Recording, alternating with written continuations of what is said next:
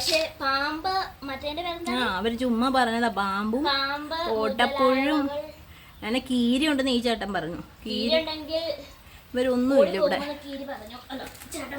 നമുക്ക് ഇനി അപ്പുറത്ത് പോയി നമ്മളാന്ന് പറയും. Okay okay, thank you. വാ മോളെ.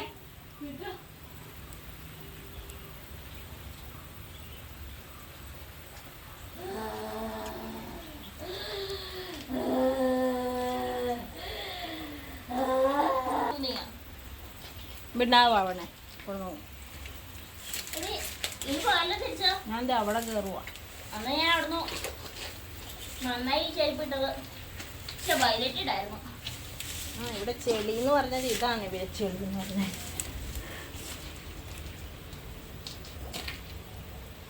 കുറച്ചും കൂടെ കയറണമെന്നുണ്ട്. പക്ഷെ സാഹചര്യം നമ്മളെ അനുവദിക്കുന്നില്ല.